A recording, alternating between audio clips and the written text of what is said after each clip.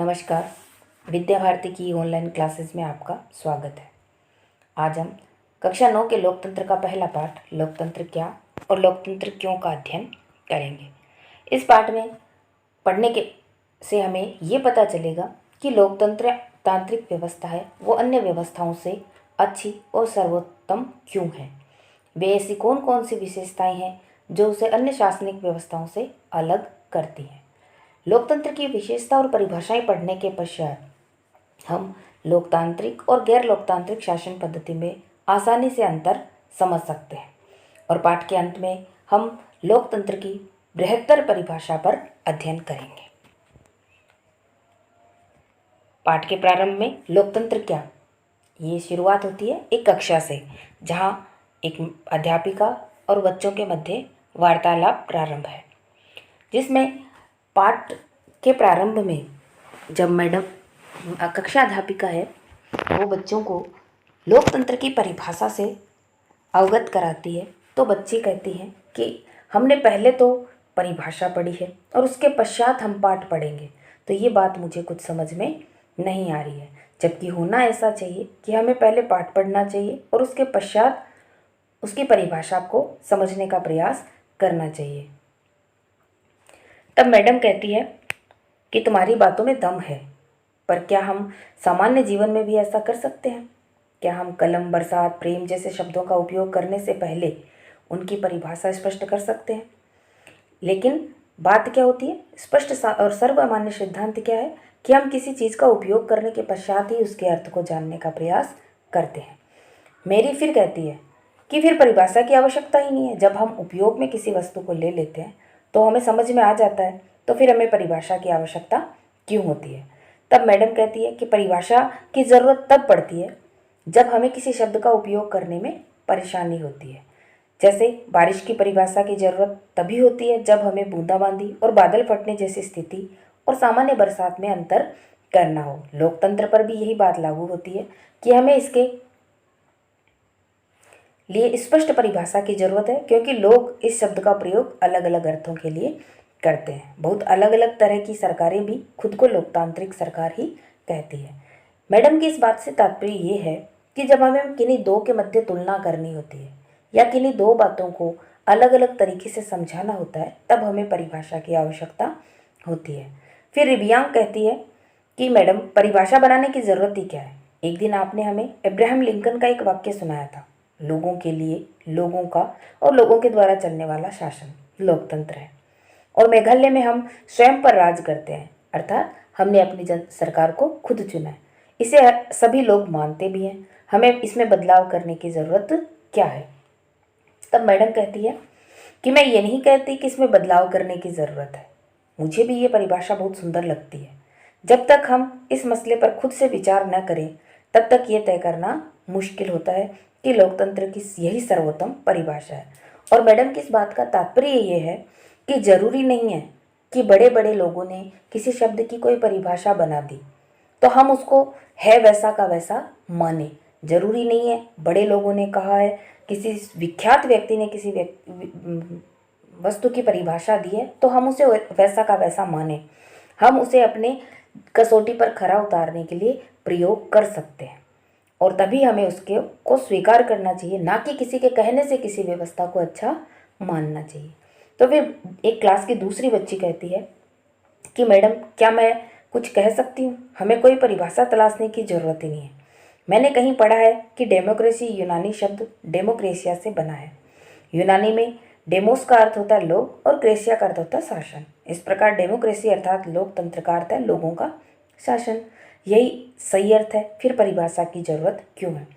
तो मैडम कहती है, देखिए इस बात पर भी हमें गौर करना चाहिए। जैसा कि ऊपर परिभाषा के लिए मैडम ने कहा कि किसी नामी गिरामी व्यक्ति ने किसी की परिभाषा अपने शब्दों में व्यक्त कर दी, तो ज़रूरी नहीं है कि हम उस परिभाषा को माने। हमें उसे वर्तमान कसौटियों पर खरा उतारने के लिए कसना चाहिए और उसके पश्चात ही उसको मानना चाहिए। ठीक इसी प्रकार कोई शब्द है, उसका अर्थ तो हमने जान लिया, लेकिन ज़रूरी नहीं कि वो शब्द उससे बंधा हुआ हो। देखिए आगे देखते हैं। इस सवाल पर विचार करने का यह भी एक सुंदर और उपयोगी तरीका है, पर मैं इतना कहूँगी कि सिर्फ शब्द की उत्पत्ति से उसकी परिभाषा निकालने का तरीका एकदम उपयोगी नहीं रहता। शब्द का अर्थ हमेशा अपने मूल से जुड़ा या बंधा नहीं रहता। समय और प्रयोग के साथ साथ उसका अर्थ भी बदलता रहता है। अब कंप्यूटर शब्द को ही ले लो। मैडम उदाहरण देके बता रही हैं कि अब कंप्यूटर का अर्थ होता है गणना करना, और मुश्किल गणनाओं को सरलता से करने के लिए बने यंत्र को ही कंप्यूटर कहा जाता है। दरअसल ये बहुत ही शक्तिशाली कैलकुलेटर थे, पर आज शायद ही कोई इस अर्थ में कंप्यूटर का अर्थ ले, या हम कंप्यूटर शब्द का प्रयोग उस एक कैलकुलेटर शब्द के रूप में नहीं करते। वरन क्या है, अब तो कंप्यूटर का उपयोग लिखने, पढ़ने, डिज़ाइन बनाने, संगीत बनाने, सुनने, फिल्म देखने में भी होता है। शब्द वही रहते हैं, पर समय बीतने के साथ उनका अर्थ बदल सकता है। ऐसी स्थिति में सिर्फ शब्दों के मूल अर्थ पर ही भरोसा करना बहुत उपयोगी नहीं है। फिर बच्ची कहती है, मैडम आपके कहने का मतलब ये है कि इस विषय पर खुद सोचने का कोई शॉर्टकट तरीका नहीं है, हमें इसके अर्थ पर गौर करना ही होगा और इसकी परिभाषा गढ़नी ही होगी। तब मैडम कहती है, एकदम सही, तो अब आओ हम आगे काम करते हैं। मैडम और बच्चों की इस वार्तालाप के पश्चात हम लोकतंत्र की एक सामान्य परिभाषा देखते हैं। लोकतंत्र शासन का ऐसा रूप है जिसमें शासकों का चुनाव लोग करते हैं। अब इस परिभाषा को समझने से के लिए हमें पाठ में आगे जो 2 उदाहरण दिए हुए हैं उन उदाहरणों को देखना होगा। यह एक उपयोगी शुरुआत है। यह परिभाषा बहुत स्पष्ट ढंग से लोकतांत्रिक और गैर लोकतांत्रिक शासन व्यवस्थाओं में अंतर कर देती है। म्यांमार में सैनिक शासकों का चुनाव लोगों ने नहीं किया। जिन लोगों का सेना पर नियंत्रण था वे देश के शासक बन गए। शासकों के फैसलों में लोगों की कोई भागीदारी नहीं थी। इसी प्रकार पिनोशे जो चिली के शासक थे का चुनाव भी लोगों ने नहीं किया। यही बात राजशाहियों पर भी लागू होती है। सऊदी अरब के शाह लोगों द्वारा शासक नहीं चुने जाते, बल्कि राज परिवार में जन्म लेने के कारण उन्होंने यह हक पाया है। देखिए, इसमें 3 उदाहरण दिए। म्यांमार, जहाँ सेना पर जिसका नियंत्रण था उसने वहाँ के शासन व्यवस्था पर अपना अधिकार स्थापित कर लिया। दूसरा है चिले में भी तानाशाही शासन है और वहाँ के जो राजनेता है या तानाशाह है उनका चुनाव भी जनता ने नहीं किया। ठीक इसी प्रकार सऊदी अरब में या अन्य कहीं जहाँ राजतंत्रात्मक व्यवस्था होती है वहाँ के शासकों का चुनाव भी जनता के द्वारा नहीं किया जाता। जबकि हमने इस परिभाषा में ये स्पष्ट रूप से पढ़ा था कि लोकतंत्र शासन का ऐसा रूप है जिसमें शासकों का चुनाव लोग करते हैं। तो इन 3 उदाहरणों के आधार पर हम ये बिल्कुल नहीं मान सकते कि इन तीनों देशों में लोकतांत्रिक व्यवस्था स्थापित है। लेकिन ये सरल परिभाषा पूर्ण या पर्याप्त नहीं है। हमें यह समझ में आता है कि लोकतंत्र का मतलब लोगों का शासन है, पर इस परिभाषा का प्रयोग यदि हमने बिना सोचे समझे किया तो फिर उन सभी सरकारों को लोकतांत्रिक कहना पड़ेगा जो चुनाव तो करवाती हैं और फिर हम सही नतीजे पर नहीं पहुंच पाएंगे। आगे तीसरे अध्याय में भी हम इसके बारे में कुछ चर्चा करेंगे। समकालीन दुनिया की हर सरकार, चाहे वह लोकतांत्रिक हो या ना हो, खुद को लोकतांत्रिक कहना या कहलाना चाहती है। इसीलिए हमें असली लोकतंत्र और दिखावटी लोकतंत्र वाली सरकारों के बीच सावधानी पूर्वक फर्क करना होगा।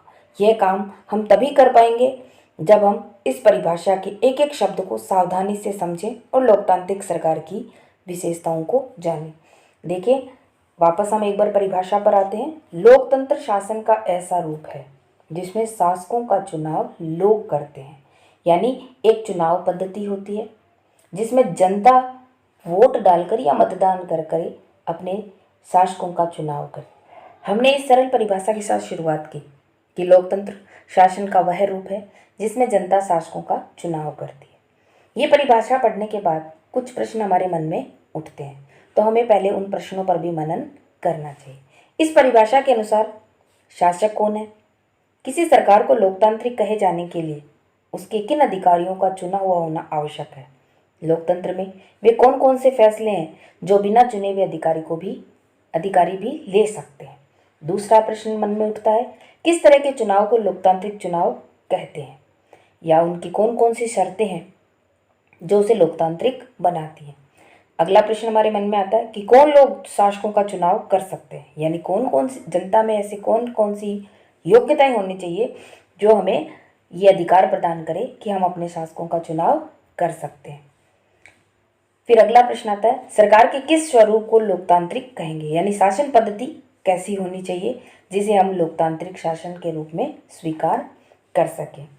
इसके पश्चात देखिए कुछ उदाहरण हैं जिनके माध्यम से हम ये हम कह पाएंगे कि इन देशों में लोकतांत्रिक व्यवस्था स्थापित है। प्रमुख फैसले निर्वाचित नेताओं के हाथ में होते हैं, ये कहता है लोकतंत्र। अब एक उदाहरण है पाकिस्तान का, जरा ध्यान से देखेंगे। पाकिस्तान के जनरल परवेज मुशर्रफ ने अक्टूबर 1999 में सैनिक तख्ता पलट की अगुवाई की। उन्होंने लोकतांत्रिक ढंग से चुनी हुई सरकार को उखाड़ फेंका और खुद को देश का मुख्य कार्यकारी घोषित किया। बाद में उन्होंने खुद को राष्ट्रपति घोषित किया और 2002 में एक जनमत संग्रह करा के अपना कार्यकाल 5 साल के लिए बढ़वा लिया। पाकिस्तानी मीडिया, मानवाधिकार संगठन और लोकतंत्र के लिए काम करने वालों ने आरोप लगाया कि जनमत संग्रह एक धोखाधड़ी है और इसमें बड़े पैमाने पर गड़बड़ियां की गई है। अगस्त 2002 में उन्होंने लीगल फ्रेमवर्क ऑर्डर के जरिए पाकिस्तान के संविधान को बदल डाला। इस ऑर्डर के अनुसार राष्ट्रपति राष्ट्रीय और प्रांतीय असेंबलियों को भंग कर सकता है। मंत्रिपरिषद के कामकाज पर एक राष्ट्रीय सुरक्षा परिषद की निगरानी रहती है, जिसके ज़्यादातर सदस्य फौजी अधिकारी हैं। इस कानून के पास हो जाने के बाद राष्ट्रीय और प्रांतीय असेंबलियों के लिए चुनाव कराए गए।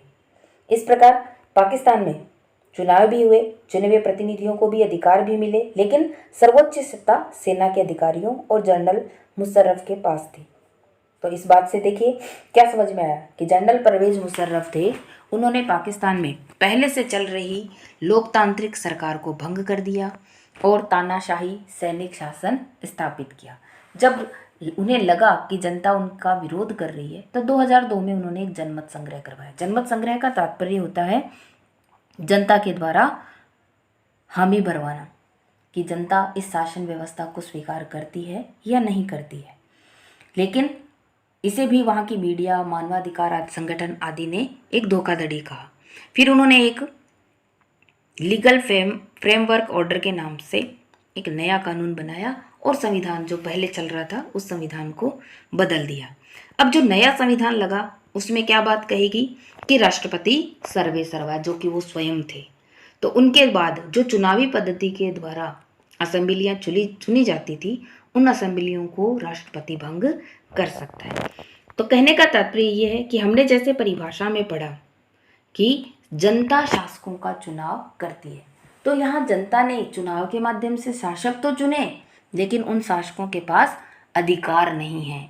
अंतिम निर्णय लेने की शक्ति राष्ट्रपति यानी कि मुशर्रफ के पास है। तो इस आधार पर हम इसको लोकतंत्र नहीं कह सकते। आगे देखेंगे।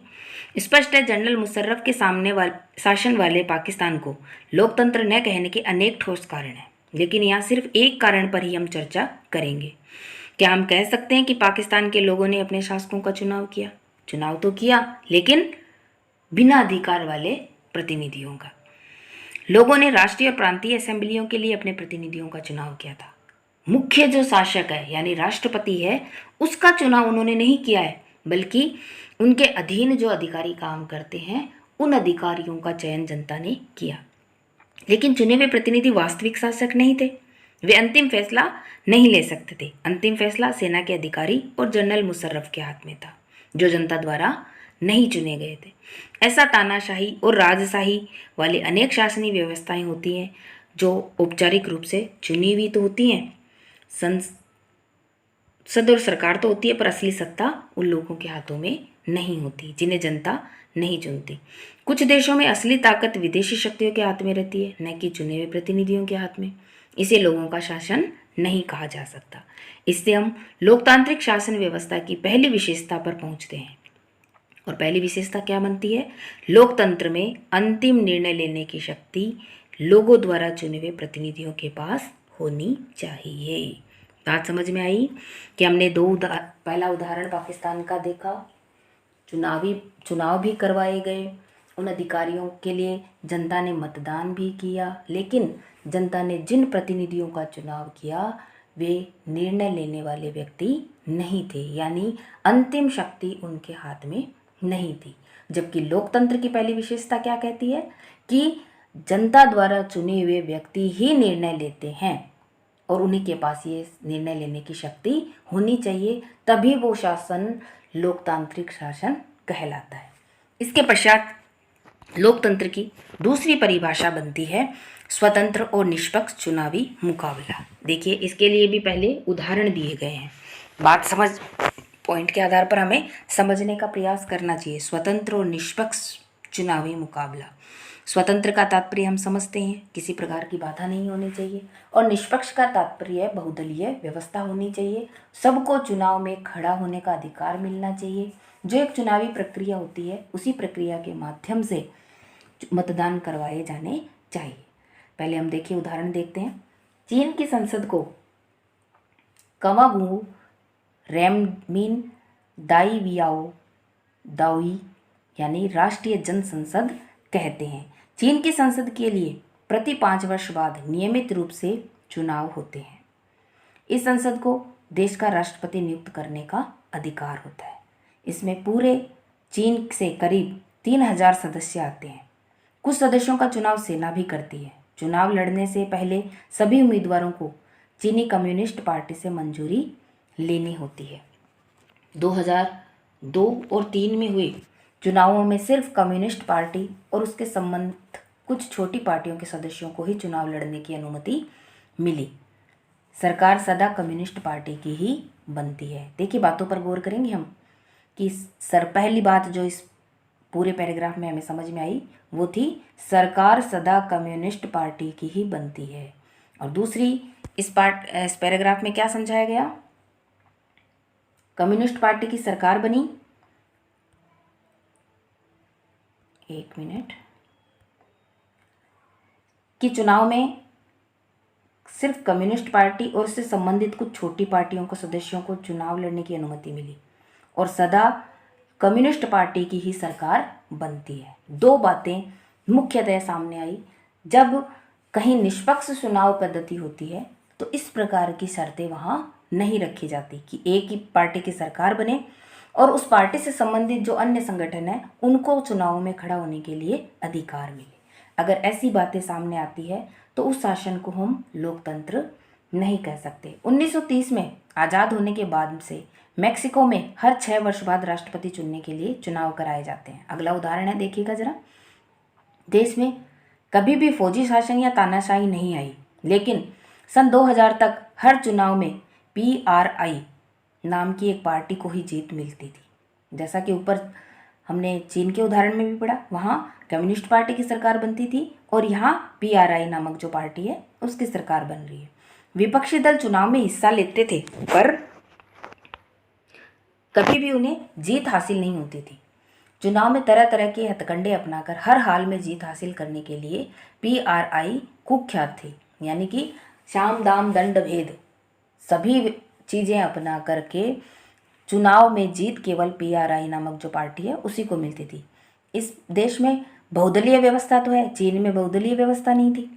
वहाँ उस पार्टी और उससे संबंधित संगठनों को ही चुनाव में खड़ा होने की अनुमति मिल रही थी। यहाँ बहुदलीय व्यवस्था तो है, लेकिन येन केन प्रकारेण जीत केवल एक ही पार्टी को मिल रही है। सरकारी दफ्तरों में काम करने वाले सभी लोगों के लिए पार्टी की बैठक में जाना अनिवार्य था। सरकारी स्कूल के जो अध्यापक हैं अपने छात्र छात्राओं के माँ बाप से PRI के लिए वोट देने को कहते थे।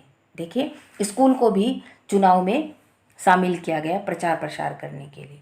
मीडिया भी जब तब विपक्षी दलों की आलोचना करने के अलावा उनकी गतिविधियों को नज़रअंदाज करती है। यहाँ PRI नामक जो पार्टी है उसका प्रचार करने के लिए स्कूल को भी सम्मिलित कर लिया गया।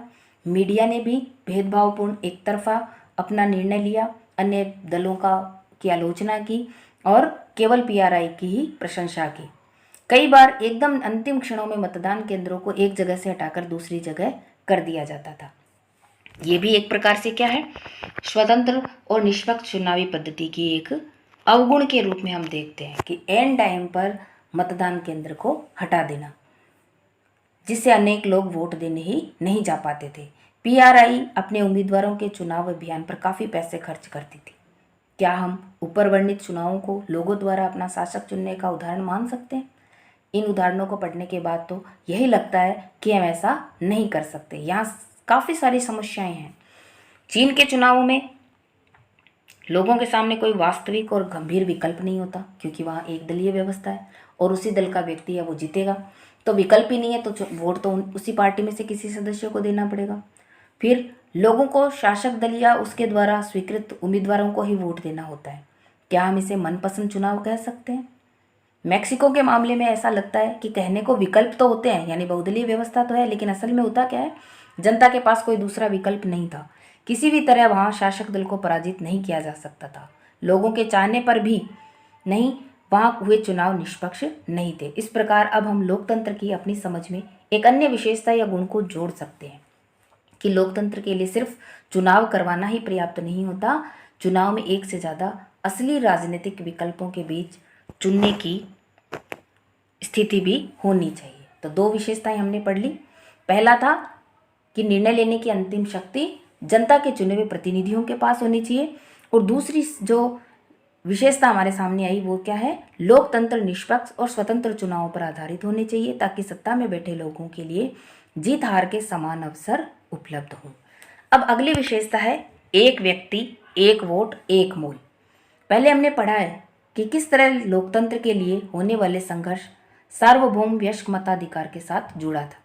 अब इस सिद्धांत को लगभग पूरी दुनिया ने मान लिया है, पर किसी व्यक्ति को मतदान में के समान अधिकार से वंचित करने के उदाहरण भी कम नहीं है।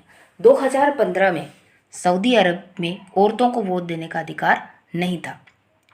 एस्टोनिया ने अपने यहाँ नागरिकता के नियम ही कुछ इस तरह बनाए थे कि रूसी अल्पसंख्यक समाज के लोगों को मतदान करने का अधिकार नहीं था। फिजी की चुनाव प्रणाली में वहाँ के मूल वासियों के वोट का महत्व भारतीय मूल के फिजी नागरिकों के वोट से ज़्यादा था। कहने का तात्पर्य है कि एक ही देश में विभिन्न प्रकार के लोग रहते हैं और उन सभी लोगों के मध्य वोटिंग के मामले में भेदभाव किया जाता है, जो कि एक लोकतंत्र की विशेषता नहीं कहा जा सकता।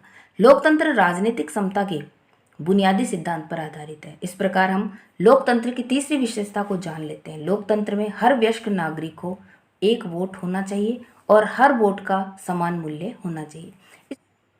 सार्वभौमिक वयस्क मताधिकार को हम इस रूप में भी समझ सकते हैं कि प्रत्येक देश में मतदान करने की एक न्यूनतम आयु निर्धारित होती है। जैसे भारत में 18 साल या 18 साल से उम्र का बड़ा प्रत्येक व्यक्ति वयस्क माना जाता है, और उस प्रत्येक व्यक्ति के वोट का मूल्य एक ही होता है। यानी एक व्यक्ति ने अगर वोट दिया है तो उसकी गणना एक ही होगी, न कि दो। और प्रत्येक व्यक्ति, चाहे वो किसी भी धर्म, जाति, लिंग या समाज का हो, उसका जन्म स्थान कहीं का हो, सभी व्यक्तियों को जो 18 साल की आयु प्राप्त कर चुके हैं, भारत में मतदान करने का उन्हें अधिकार है। वही सार्वभौमिक वयस्क मताधिकार कहलाता है। कानून का राज और अधिकारों का आदर। जिम्बाब्वे को 1980 में अल्पसंख्यक गोरों के शासन से मुक्ति मिली। उसके बाद देश पर जानू पीएफ दल का राज है, जिसने देश के स्वतंत्रता संघर्ष की अगुवाई की थी। इसके नेता रॉबर्ट मुगाबे आज़ादी के बाद से ही शासन कर रहे थे। चुनाव नियमित रूप से होते थे और सदा जानू पीएफ दल की जीतता था। राष्ट्रपति मुगाबे कम लोकप्रिय नहीं थे, पर वे चुनाव में गलत तरीके भी अपनाते थे। आज़ादी के बाद से उनकी सरकार ने कई बार संविधान में बदलाव करके राष्ट्रपति के अधिकारों में वृद्धि की थी और उसकी जवाबदेही को कम किया था। विपक्षी दलों के कार्यकर्ताओं को परेशान किया जाता था, उनकी सभाओं में गड़बड़ कराई जाती थी।